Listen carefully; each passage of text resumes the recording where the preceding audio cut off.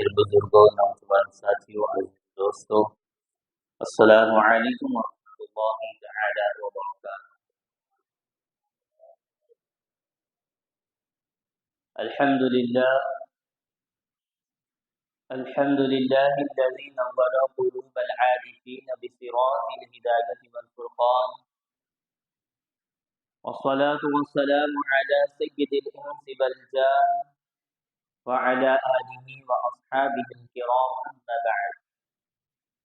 قال الله تبارك وتعالى في القرآن العظيم والفرقان الحميد: أعوذ بالله من الشيطان الرجيم، بسم الله الرحمن الرحيم.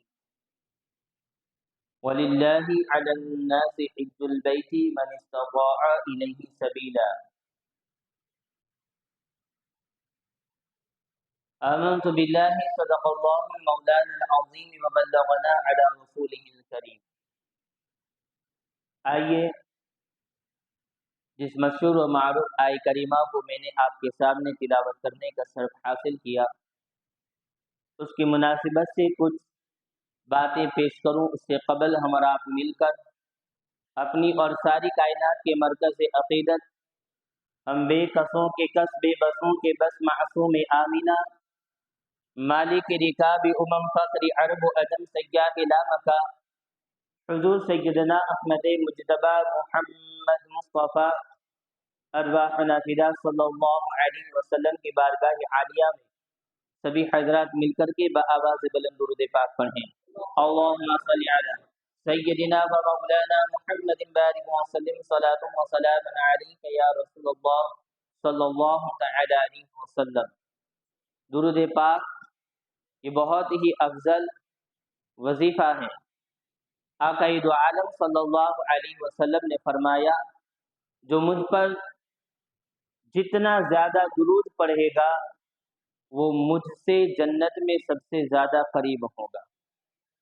آج دنیاوی اعتبار سے کسی سیلیبریٹی، کسی روحانی شخصیت ہو، کوئی بزرگ ہو، کوئی بڑے عالم ہو، کوئی مفتی ہو، ان کا پڑوس مل جائے یا کم از کم ان کے شہر میں ہم رہنے لگے یا ان کی سوسائٹی میں رہنے لگے، تو جب بھی ہم اپنی پہچان کرائیں گے تو کہیں گے کہ فلاں شہر میں رہتے ہیں جہاں کے یہ بزرگ ہیں، فلاں محلے کے ہیں جہاں کے وہ عالم ہیں یا وہ بڑی شخصیت ہیں، ہم اس پر فخر کرتے ہیں۔ یہ تو دنیا ہے۔ اللہ تعالی ہمیں جنت ویسے ہی ایک اعلیٰ مقام ہے، پھر بھی اس میں اللہ تعالی ہمیں نبی کا پڑوس عطا فرمائے، تو ہمیں چاہیے کہ اپنے حبیب صلی اللہ علیہ وسلم کا پڑوس پانا ہے، قربت پانی ہے، تو ہمارے نبی صلی اللہ علیہ وسلم پر سب سے زیادہ درود بھی پڑھا کریں، اپنا وظیفہ بنا لیں، اور جتنا ہو سکے جمعہ کے دن زیادہ سے زیادہ اپنے آقا صلی اللہ علیہ وسلم پر درود پاک پڑھنے کی عادت بنائیں۔ تو آئیے مل کر ایک مرتبہ اور نبی اور آل نبی پر درود پاک پڑھیں۔ صلی اللہ علی النبی الامی وآلہ صلی اللہ تعالی علیہ وسلم، صلاۃ و سلام علیک یا رسول اللہ صلی اللہ علیہ وسلم۔ حج یہ اسلام کی بنیادوں میں سے ایک بنیاد ہے اور ایک اہم فریضہ بھی ہے اور ایک اہم عبادت بھی ہے۔ جو اہل استطاعت پر، صاحب ثروت پر اللہ تبارک و تعالیٰ نے اس کو فرض فرمایا۔ کیا فرمایا؟ وَلِلَّهِ عَلَى النَّاسِ حِجُّ الْبَيْتِ مَنِ اسْتَطَاعَ إِلَيْهِ سَبِيلًا، اور اللہ کے لیے لوگوں پر حج فرض کیا گیا جو اس کی راہ چل سکے۔ راہ چل سکے کا مطلب یہ ہے کہ آج کے دور میں اس کی جو سفر کی کاسٹ ہوتی ہے، خرچ ہوتا ہے، اور وہاں پر جا کر کے بھی جو خرچ اس پر لاحق ہو سکتے ہیں وہ، اور جب تک یہ بندہ حج کے لیے وہاں پر جائے اور جو اس کے فیملی والے یہاں پر ہیں जिन का खर्च उठाना उसकी जिम्मेदारी है, वो भी बआसानी अपनी जिंदगी यहाँ पर गुजार सके। इतना अगर किसी के पास माल है और वो खर्च कर सकता है, तो अल्लाह ताला ने ऐसे लोगों पर हज करना फर्ज करार दिया है। और फिर भी अगर कोई हज नहीं करता है तो वो शख्स गुनहगार है। हज का सबसे पहले हम माना समझेंगे कि हज का माना क्या है, हज कहते किसे हैं। तो हज का जो लुग़वी माना है, लुगत के एतबार से अरबी डिक्शनरी में जो उसका माना है, उस एतबार से हज का माना होता है इरादा करना, नियत करना, अज़्म करना। और उसका इस्तिलाह शरीयत में माना ये है कि मखसूस दिनों में मखसूस अरकान को अदा करना, इसको हज कहते हैं। जैसे कि अरफात के मैदान में रुकना, मिना के मैदान में रुकना, मुज़दलिफ़ा में रुकना, जमरात पर कंकरियां मारना, खाने काबा का तवाफ करना, सफ़ा मरवा की सई करना, ये तमाम अरकान जो है मखसूस अय्याम में इनको अदा करना, इस चीज़ का नाम हज है। हज सिर्फ ये नहीं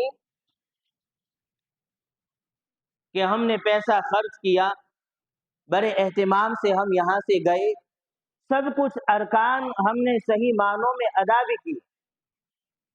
लाखों लोग बरसों बरस हज करते हैं, मगर हज का एक मकसद ये है कि इंसान जो है वो जब हज के लिए जाए और आए तो उसके अंदर हज का रंग पाया जाना चाहिए। कितने लोग हैं जिन्होंने हज के मकसद को अदा किया और अपनी जिंदगी में उन्होंने तब्दीलियां लाई। हमारे यहाँ हज का एक मकसद होता है, मगर आज हमने उसकी पूरी सूरत बदल डाली। कुरान पाक अगर आप पढ़ेंगे तो कुरान जो आपको सबसे पहली तालीम देता है वो क्या देता है? कुरान ये कहता है वलिल्लाहि अलन्नासि हिज्जुल बैत, कि ये जो हज तुम पर फर्ज किया गया है, तो हज की एक नीयत होती है, हज का एक मकसद होता है, जो आपने घर से निकलने से पहले अपने आप पर वो लागू करना होता है, उस चीज की नीयत करनी होती है। वो क्या नीयत होती है? हमें वो नीयत ही नहीं पता है। हम तो ये टेंशन में रहते हैं कि हज के लिए जा रहे हैं तो मेहमानी कब करनी है, हज में जाने से पहले करें या हज के बाद आने के बाद करें, कितने लोगों को खिलाना है, मोहल्ले वाले को खिलाएंगे, पड़ोसी के सोसाइटी वाले नाराज हो जाएंगे, वो दोस्त नाराज हो जाएगा, वो फला रिश्तेदार नाराज हो। दावत का इतना एहतमाम करना है, इतने 100 लोगों की, 1000 लोगों की हमें दावत करनी है, रिश्तेदारों में हम एक लिस्ट बनाते हैं, इसके लिए वो वहां से लाना है, उसके लिए वो वहां से लाना है। ये हमारी तैयारी होती है, ये हमारे हज की तैयारी होती है। जगह जगह हज से पहले आज तो अल्हम्दुलिल्लाह हज कैंप लगाए जाते हैं, तरबियत के कैंप लगाए जाते हैं, ताकि हमारे जो हुज्जाज किराम हैं वहां पर जाकर के इधर उधर की बातें ना करें, इधर उधर न भटके, उनको गाइड किया जाए, उनको समझाया जाए कि वहां पर जाकर आपने क्या करना है। कई लोग तो फिर भी इस मुगालते में पड़े हुए थे, हज तरबियती कैंप में नहीं जाते हैं, उनका फिर हाल ये होता है कि उनको तलबिया भी वहां पर याद नहीं होती, जो वहां पर कसरत के साथ हमें लब्बैक पढ़ना है वो भी उन्हें याद नहीं होता है, और फिर वो अपनी ले में लगे रहते हैं, उनका मकसद ही कोई नहीं होता है। वो तो फिर अपना एक मकसद वो लगाना चाहते हैं कि हमारे नाम के आगे हाजी साहब लग जाएगा, हजियानी लग जाएगा, हम एक टाइटल लेकर आएंगे और हम अपना जो नाम है वो बड़ा कर लेंगे। ये उनका मकसद होता है। देखें, कुरान पढ़ें, कुरान की तालीमात पर अमल करें और सोचें कि कुरान हमें क्या कहता है। कुरान ने जो सबसे पहले तुम्हें शर्त लगाई है, वो शर्त ये लगाई है, वलिल्लाहि हज करो। तुम्हारा मकसद सफर करना नहीं, वहां पर घूमना नहीं, खरीदो फरोख्त नहीं, तफरीह नहीं, ये करेंगे वो करेंगे नहीं। तुम्हारा मकसद ये होगा, वलिल्लाहि, अल्लाह ही के लिए मेरा हज होगा। दूसरी जगह फिर अल्लाह ताला ने फरमाया व अतिम्मुल हज वल उम्रत लिल्लाह। यहाँ पर भी अल्लाह ताला ने तुम्हारी जो सफर उम्रा की कैद लगाई है, सफर हज की जो कैद लगाई है, वो ये लगाई है कि तुम चाहे उम्रा करो या चाहे तुम हज करो, तुम्हारा मकसद ये होना चाहिए कि ये मैं अल्लाह ही के लिए कर रहा हूं। मगर ये है कि हम अपने मकसद से कोसों दूर हुए जा रहे हैं। एक वक्त था कि जब कोई हज पढ़ के आता है तो सोसाइटी में, माशरे में, उसके समाज में, उसके रिश्तेदारों में, खानदान में उसका एक लेवल होता था, उसका एक मर्तबा होता था। क्योंकि वो हज करने के लिए जाते थे, तो हज करके जब वो आते थे तो अपनी पूरी लाइफ स्टाइल को वो चेंज कर डालते थे, बदल डालते थे। वो नमाजों के पाबंद होते थे, वो रोजों के पाबंद होते थे, वो हुज्जाज किराम की जबानों पर झूठ नहीं निकलता था, वो हुज्जाज किराम किसी को धोखा नहीं देते थे। माशरे में उनका ये मर्तबा होता था कि कभी कभी कोई ऐसा पेचीदा मामला हो जाता और कोई फैसला करना होता और वो हाजी साहब अगर आकर के कह देते कि ये ऐसा मसला है, ये ऐसा होगा, ये ऐसा होगा, तो वो माशरे के लोग, वो खानदान के लोग, वो सोसाइटी के लोग ये कहकर उस बात को खत्म कर देते कि अब हाजी साहब आ गए हैं, हाजी साहब ने जो बात कह दी है हम उस पर अमल करते हैं और इनकी बात पर हम ये बात को खत्म करते हैं। ये हुज्जाज किराम का एक मर्तबा हुआ करता था, ये मकाम हुआ करता था। मगर आज हजारों लोग, लाखों लोग सफर हज के लिए जाते हैं। कितने लोग हैं जिन्होंने हज करने के बाद अपनी जिंदगी को चेंज किया हो, आज उनकी वो पोजीशन नहीं रही है, आज उनका वो मर्तबा और मकाम और वो लेवल नहीं रहा है। क्यों नहीं रहा है? कि उनके नाम के आगे तो वो टाइटल लग गया है, मगर इन्होंने हज करने के बाद भी अपनी जिंदगी में कुछ सुधारा नहीं लाए हैं, कुछ तब्दीलियां नहीं लाई हैं। जैसे पहले झूठ बोलते थे, हज करने के बाद भी वो झूठ बोल रहे हैं। हज से पहले जैसे लोगों को धोखा दे रहे थे, हज के बाद भी वो धोखा दे रहे हैं। जिस तरह हज से पहले उनके अंदर बुरी खसलतें पाई जाती थी, हज के बाद भी उनके अंदर वो बुरी खसलतें पाई जाती थी। अजीजान मिल्लत इस्लामिया, ये हमारा हज नहीं है। ये तो ये है कि आपने एक जगह पैसा खर्च किया, घूम के चले आए और आपने अपनी जिंदगी में कोई चेंज और कोई तब्दीली नहीं लाई। हज का ये मकसद नहीं। हमारे बुजुर्गान दीन जो हज के लिए जाते थे, बरसों बरस वो तड़पते थे और आज की तरह उस सफर की सहूलियात नहीं थी, फिर भी सफर की सुअबतों को, सफर की मुश्किलात को वो बर्दाश्त करके खाने काबा का हज सफर करते थे। गुंबदे खजरा को देखने के लिए शहर मदीना की तरफ वो सफर करते थे। उनका सफर कैसे हुआ करता था आप देखें। हमारे एक बुजुर्ग हैं हजरत इब्राहिम बिन अदहम रज़ियल्लाहु ताला, आपने जब सफर हज का इरादा फरमाया, आप एक कदम चलते 2 रकात नफल अदा करते, फिर एक कदम चलते नफल नमाज अदा करते। इस तरह 14 साल उन्होंने खाने काबा के दीदार के लिए हज का सफर उन्होंने तय किया। इस तरह उन्होंने सफर किया, 14 साल लग गए। जब हरम पाक में पहुंचे, देखा कि खाने काबा मौजूद ही नहीं है, उन्हें खाने काबा नजर ही नहीं आ रहा है। बारगाह इलाही में अर्ज की, मौला दूरो दराज से तेरे घर के दीदार के लिए मैंने सफर तय किया, हर कदम पर तेरे शुक्र अदा करने के लिए 2 रकात नफल अदा करता, इस तरह मैंने तेरी रजा की खातिर मैंने तेरे घर के दीदार के लिए सफर किया, मैं यहाँ पहुंचा, तेरा दर मुझे नजर नहीं आया, तेरा घर मुझे नजर नहीं आया, खाने काबा मेरी आंखों से ओझल है, क्यों नजर नहीं आया? रब तबारक तआला की तरफ से निदा आई, ए इब्राहिम तुझसे भी ज्यादा मेरी बारगाह में एक औरत मकबूल है। ये उस वक्त की औरतों का मकाम था, मर्दों का मकाम था, बुजुर्गान दीन का मकाम था। बारगाह खुदाबंदी से निदा आई, ए इब्राहिम तुझसे भी ज्यादा मेरी बारगाह में एक औरत मकबूल है, तकवा और परहेजगार वाली है, वो राबिया बसरिया है। खाने काबा, तू खाने काबा का दीदार करने के लिए आया है, ये खाने काबा उसका दीदार करने के लिए गया है। ये उस जमाने में हमारे बुजुर्गान दीन, अल्लाह के वली और वलिया, वो खवातीन भी इतनी परहेजगार मुकद्दस हुआ करती थी कि खाने काबा उनके दीदार के लिए चला जाता।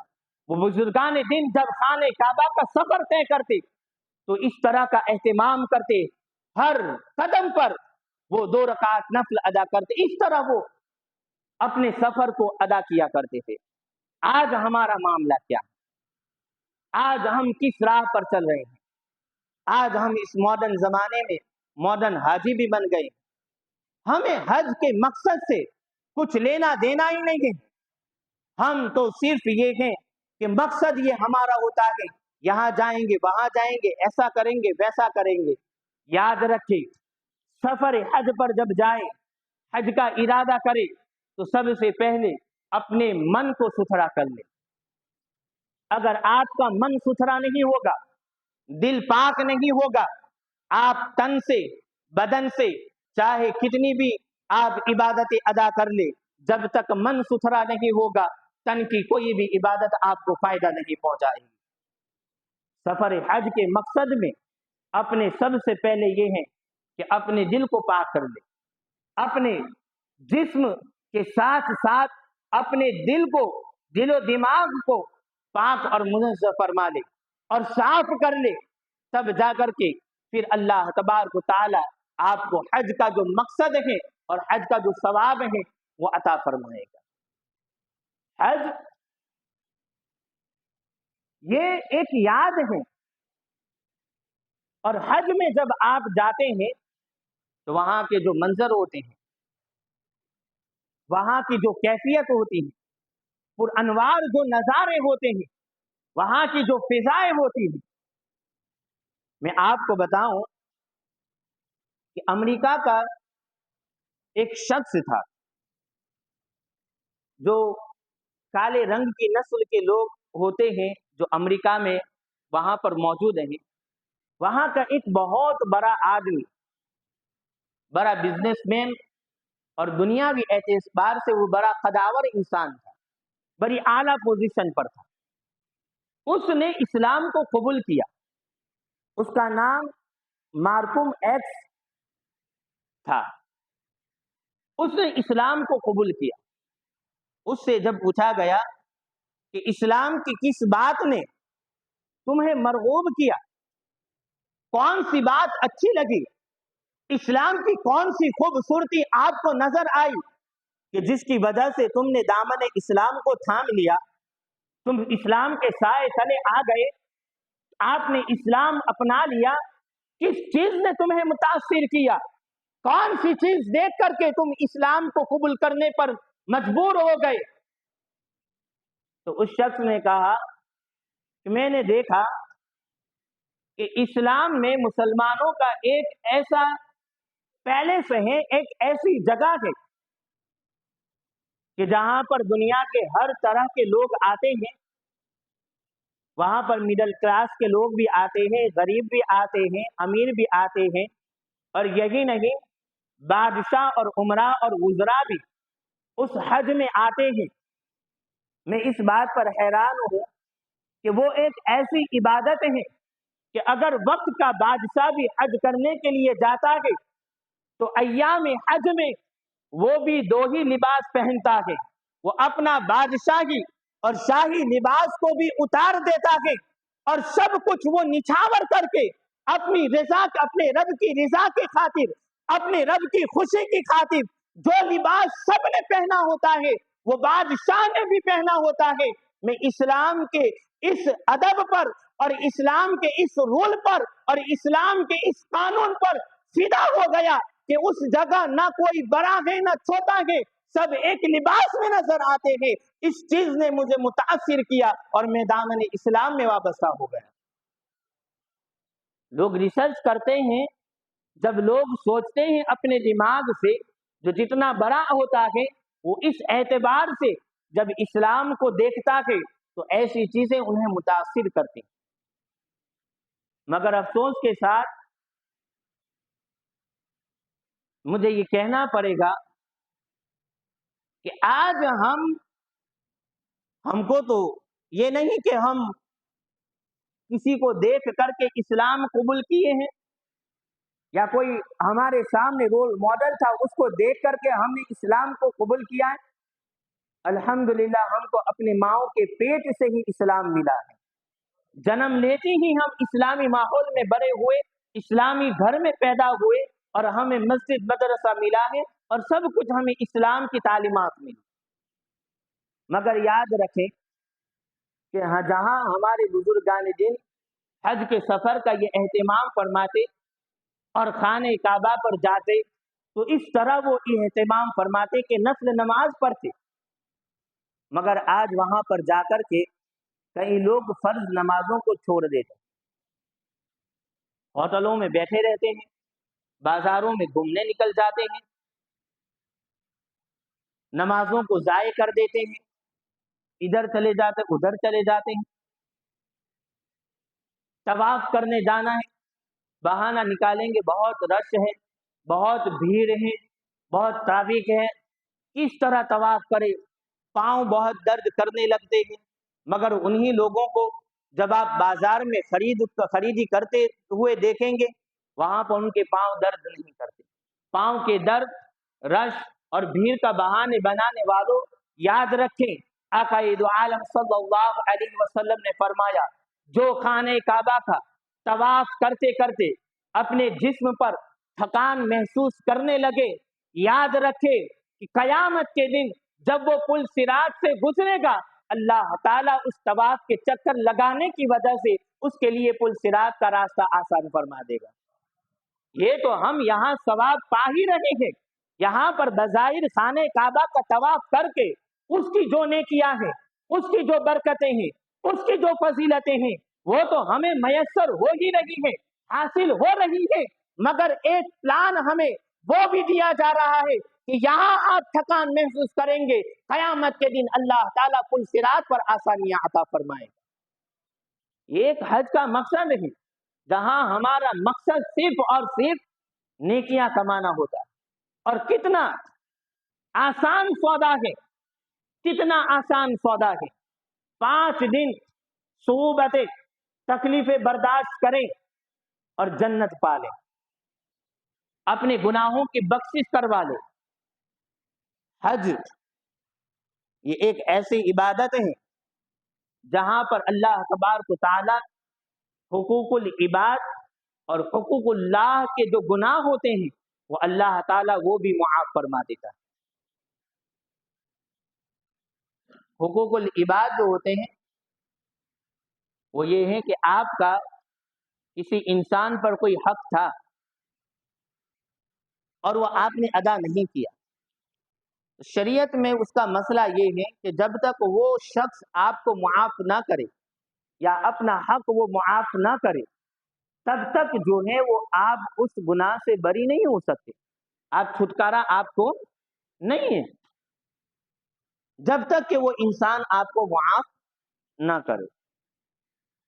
मगर हज अल्लाह तबारक व तआला ने ऐसी इबादत अता फरमाई है, उसमें ऐसी नेकी अता फरमाई है, ऐसा बंदोबस्त फरमाया है कि कहीं इंसान इस तशवीश में रह जाए, इस फिक्र में रह जाए कि न जाने कयामत के दिन कौन से गुनाह पर मेरी पकड़ हो जाए और मुझे जहन्नम में डाल दिया जाए। तो हदीस पाक में आया है, माइक जो था, हदीस पाक में है کہ اللہ کے پیارے رسول صلی اللہ علیہ وسلم نے فرمایا کہ جو عرفات کے میدان میں قیام کرتا ہے، یوم عرفہ آپ کو پورا دن وہاں پر رہنا ہوتا ہے، عرفات میں میدان میں آپ جتنا بھی ہو سکے توبہ کرے، استغفار کرے۔ سب سے اہم عبادت عرفات کے میدان میں درود ابراہیم پڑھنے کی بتلائی گئی ہے۔ آپ عبادت میں آپ مشغول رہیں، عبادتیں کرتے رہیں، توبہ استغفار کرتے رہیں۔ اللہ کے پیارے رسول صلی اللہ علیہ وسلم نے فرمایا عرفات کے میدان میں اللہ تبارک و تعالی حاجی کے حقوق اللہ، یعنی اللہ کے جو حقوق بندے پر تھے اس نے اب تک ادا نہیں کیے تھے، اللہ تعالیٰ یوم عرفہ کے دن حاجی کے ان تمام گناہوں کو معاف فرما دیتا ہے۔ اور جب عرفات سے وہ مزدلفہ جاتا ہے تو اللہ تبارک و تعالیٰ مزدلفہ میں قیام کی برکت سے اس حاجی کے حقوق العباد یعنی بندوں کے جو حقوق تھے اللہ تعالیٰ قیام مزدلفہ کی برکتوں سے اس کے وہ گناہ بھی معاف فرما دیتا ہے، وہ پاک ہو جاتا ہے، وہ ستھرا ہو جاتا ہے، وہ گناہوں سے ایسے پاک ہو جاتا ہے جیسے ابھی اس کی ماں کے پیٹ سے اس نے جنم لیا، کوئی گناہ بچتا ہی نہیں، وہ پاک اور ستھرا ہو کر کے حج پر کے آتا ہے۔ مگر یاد رکھیں حج کے ساتھ ساتھ ہم جب وہاں رہیں تو حرم پاک کا ادب کریں، حرم پاک کا خوب ادب کریں، نمازوں کو کبھی بھی قضا نہ ہونے دے، جب مدینۃ الرسول جائے وہاں بھی ادب کا معاملہ آپ کے ساتھ رہے۔ اعلیٰ حضرت فرماتے ہیں حرم کی زمین اور قدم رکھ کے چلنا، ارے سر کا موقع ہے ہو جانے والے۔ یہ حرم، یہ بیت اللہ جہاں تم چل رہے ہو وہ آپ کو یہ لگ رہا ہے کہ ہم ایسے ہی، یہ وہ زمین ہے کہ اگر تم سر کے بل بھی چلو تب بھی اس کا حق ادا نہیں کر سکتے۔ یہ اپنی قسمت کی، اپنی زندگی کی معراج سمجھے، خوش قسمتی سمجھے کہ اللہ تبارک و تعالیٰ نے آپ کو حج یا عمرہ کی سعادت نصیب فرمائی۔ اور ہمارا مقصد جو ہے، ایک بزرگ ہیں ان کا نام ذہن سے نکل گیا، بلخی ان کا آخر میں لقب آتا ہے، وہ سفر حج کے لیے انہوں نے ارادہ فرمایا کہ اس سال میں حج کروں گا۔ تو ہوتا یہ ہے کہ کبھی کبھی کوئی بڑے عالم، بڑے بزرگ پیر صاحب حج کے لیے جائیں تو ان کے جو قریبی لوگ ہوتے ہیں، مریدین ہوتے ہیں، ان کی پہچان والے ہوتے ہیں، تو یہ شرف کے لیے کہ بھئی چلو ہمارے پیر صاحب جا رہے ہیں، ہمارے عالم صاحب جا رہے ہیں، ہمارے مفتی صاحب جا رہے ہیں، ان کے ساتھ حج کریں گے یا عمرہ کریں گے، ارکان میں آسانیاں ہوں گی، وہ دعائیں کریں گے، وہ ایک الگ منظر ہوگا، تو اس اعتبار سے وہ سفر کے ساتھ ہو جاتے ہیں۔ تو انہوں نے جو ہے وہ حج کا ارادہ فرمایا۔ لوگوں نے کہا کہ آپ جب حج کے لیے جا رہے ہیں تو ہم بھی آپ کے ساتھ آ رہے ہیں، تو کافی لوگ ان کے ساتھ حج کے لیے راضی ہو گئے کہ ہم بھی آپ کے ساتھ جا رہے ہیں۔ انہوں نے آخری وقت میں یہ اعلان فرمایا کہ کچھ وجہ ہے کہ جس کی وجہ سے میں اس سال حج کے لیے نہیں جاؤں۔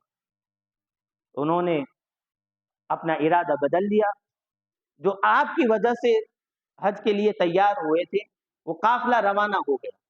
قافلے والے طرح طرح کی باتیں بھی کرنے لگے کہ انہوں نے تو اپنا خرچ بچانے کے لیے یا کوئی بزنس میں وہ اپنا پیسہ لگا دیں گے، یا اس وجہ سے طرح طرح کی لوگ باتیں کرنے لگے اور وہ قافلہ روانہ ہو گیا۔ تمام لوگوں نے حج کو ادا کر لیا۔ جب لوگوں نے حج کر لیا تو ان قافلے والوں میں سے ایک بزرگ تھے، اللہ والے تھے، انہوں نے خواب دیکھا کہ اس سال جنہوں نے حج کیے ہیں فرشتے ان کے بارے میں گفتگو کر رہے ہیں۔ فرشتے کہہ رہے ہیں کہ اللہ تعالیٰ نے اس سال جتنے بھی حج پڑھنے والے تھے تمام لوگوں کے حج کو قبول فرما لیا۔ بسا اوقات یہ ہوتا ہے کہ کسی کی کوئی کمی رہ جاتی ہے، ارکان کی ادائیگی وغیرہ، تو ان کا حج جو ہے وہ نامکمل ہوتا ہے، مگر فرشتے کہہ رہے ہیں کہ اس سال تو اللہ تعالیٰ نے تمام لوگوں کے حج کو قبول فرما لیا۔ وہ بزرگ نے پوچھا کہ یہ کیسے ممکن ہے کہ سبھی کا حج قبول ہو گیا، اللہ نے سبھی کے حج کو قبول فرما لیا؟ تو فرشتوں نے کہا کہ وہ جو بزرگ ہیں بلخی، ان کا لقب ہے، ان کا نام ذہن میں نہیں ہے، اللہ تعالیٰ نے ان کی وجہ سے تمام اس سال حج کرنے والوں کے حج کو قبول فرما لیا۔ وہ بزرگ جب خواب سے اٹھے تو انہوں نے کہا کہ انہوں نے تو حج کیا ہی نہیں، وہ تو سفر میں آئے ہی نہیں، انہوں نے تو حج جب کیا ہی نہیں تو کس وجہ سے؟ افغانستان کا ایک شہر ہے بلخ، وہاں سے جب فوراً آئے تو فوراً وہ جو بزرگ تھے حضرت بلخی رحمت اللہ تعالیٰ ان کے گھر گئے، ان سے پہلے ہی پوچھ لیا کہ آپ حج کے لیے آئے تھے؟ انہوں نے منع کیا کہ نہیں، میں تو حج کے لیے نہیں آیا تھا، میں تو یہیں پر رہا ہوں۔ تو انہوں نے کہا کہ جب آپ حج کے لیے آئے نہیں تو پھر اللہ تعالیٰ نے آپ کی وجہ سے اس سال کے تمام حاجیوں کے حج کو قبول کیا ہے۔ کیا وجہ ہے؟ آپ نے اپنے سفر کو کیوں منقطع کیا؟ آپ نے ارادہ کیوں بدل لیا؟ وہ بزرگ فرماتے ہیں کہ ایک دن میں بازار گیا تھا، کسائی کی وہاں سے گزر رہا تھا، راستے میں میں نے دیکھا کہ ایک خاتون ہے، تو ایک مردار جانور سڑک کی اور راستے کے کنارے پڑا ہوا تھا۔ میں نے دیکھا کہ وہ خاتون جو ہے وہ مردار جانور کو اس کا گوشت کاٹ رہی ہے۔ میں چھپ گیا، اس عورت کا میں نے پیچھا کیا۔ میں جب اس عورت کے پیچھے پیچھے گیا تو دیکھا کہ اس خاتون نے اس مردار جانور کے گوشت کو اپنے گھر میں لے جا کر کے ہانڈی میں پکایا اور اپنے بچوں کو کھلانے کا وہ ارادہ کر رہی تھی۔ میں نے پوچھا کہ اے خاتون تو یہ کیا کر رہی ہے؟ کہا کہ حضور معاملہ یہ ہے کہ 7 دنوں سے میں نے اور اب میرے بچوں نے کچھ بھی کھانا نہیں کھایا ہے، فاقہ کشی چل رہی ہے، ہمارے گھر میں کچھ بھی نہیں ہے، زندگی کا سوال تھا۔ میں نے ارادہ کیا کہ اللہ تعالیٰ غفور الرحیم ہے، وہ بخشنے والا ہے، وہ معاف کرنے والا ہے، وہ میرے گناہ کو معاف کر دے گا۔ جان کا مسئلہ تھا، نہ کھاتے تو مر جاتے، اس لیے میں نے یہ مردار کے گوشت کو لائی اور بچوں کو کھلا رہی ہوں۔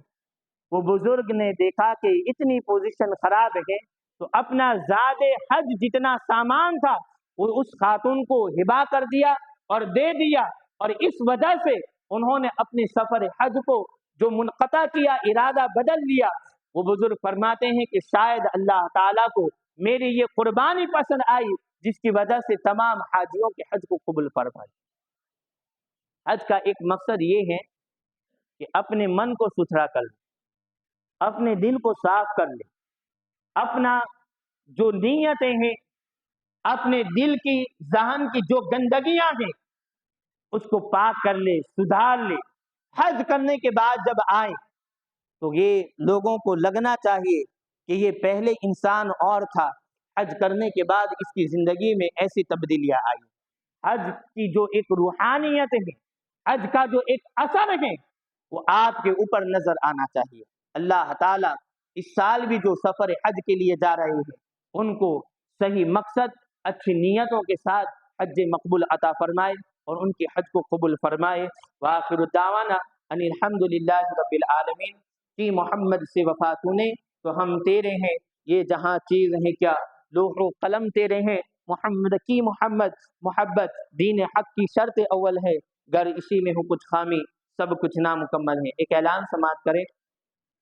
صابر بھائی خلیفہ، ان کے منہ کا آپریشن ہو چکا ہے، ابھی ہاسپٹل میں وہ زیر علاج ہیں، تو سبھی حضرات سے گزارش ہے کہ ان کی شفا یابی اور جلد اللہ تعالیٰ انہیں شفا عطا فرمائے، ایسی دعا آپ سبھی حضرات اپنی دعاؤں میں ضرور انہیں یاد رکھیں۔ السلام علیکم ورحمۃ اللہ تعالیٰ وبرکاتہ۔